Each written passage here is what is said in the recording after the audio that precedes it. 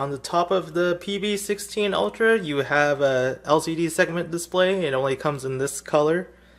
You can manually change the controls like the volume right on the display itself, so that's convenient, but I usually use the Bluetooth application. Then you have the woofer itself, and then you have the 3 different ports on the speaker enclosure, and you can seal one port. You can have all ports open, or you can seal all ports. And then you can change the EQ settings in the Bluetooth application.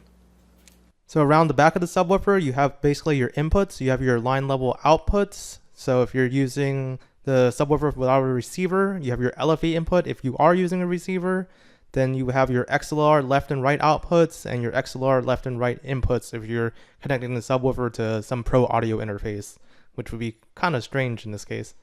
And then you also have a really thick 20 amp 120 volt cable. It might be 240 volt, depends where you are on the planet. Let's take a quick look at the accessories that come with the subwoofer. First, you got your paperwork and what looks to be the little remote.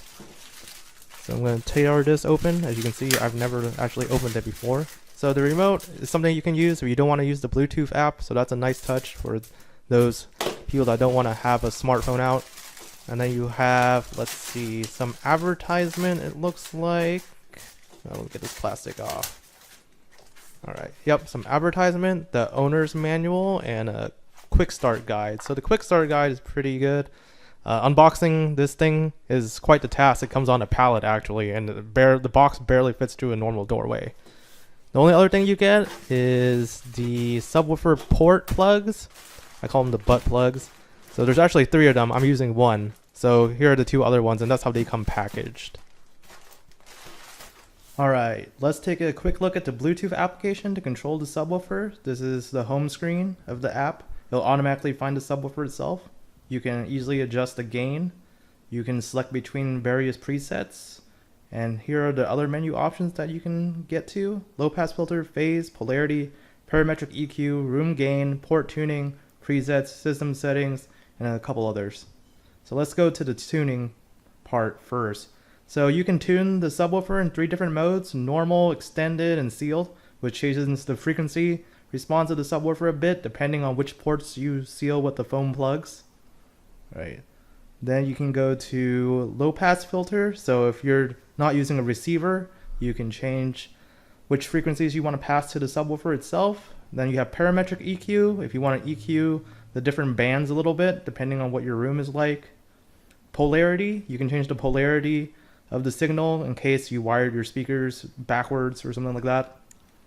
You have room gain compensation, so if your room amplifies or dips the sound a little bit, you can adjust it. And then lastly is system settings that I'm going to look at. So the most important setting for me is to change that stupid blue LED segment display to off, and you can do that here. And you can also lock the display so people can't change it. You can also turn off the display from the home screen, so I usually do that right away. The problem is every time you open this app up, it turns it back on though, so you have to turn it off before you leave the app. So next up, I'm going to give you a little demo on how the subwoofer sounds. First, I'm going to play a short clip from Hacksaw Ridge, and then I'm going to play a sound bite from Bass I Love You. Keep in mind that how it sounds on the clip is not necessarily representative of how the subwoofer sounds in real life, because it depends on my microphone, which isn't that great, and then the playback device that you're using to watch this video.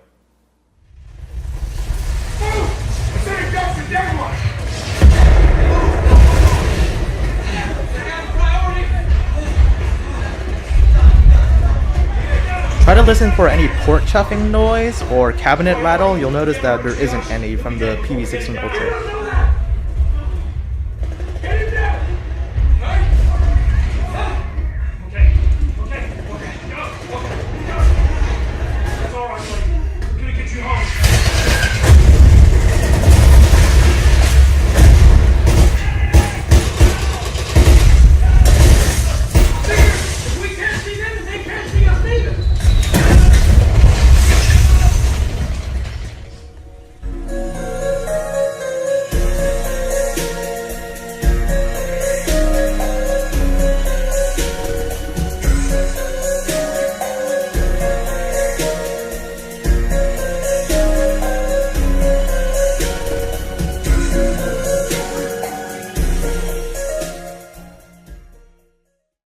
So, is the PB16 worth $2,500?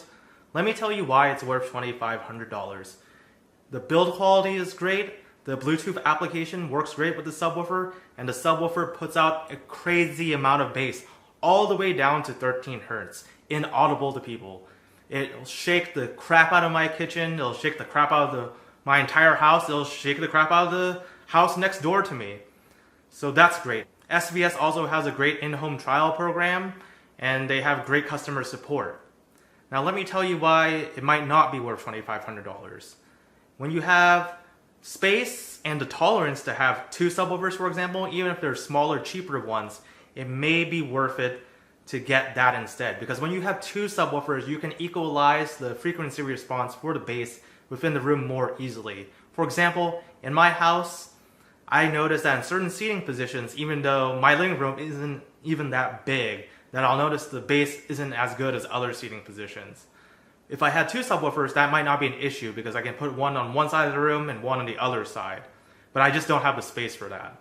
And that's why, if you have the room for 2 subwoofers, I think it would be better to get 2 smaller and cheaper ones than the PB16 Ultra.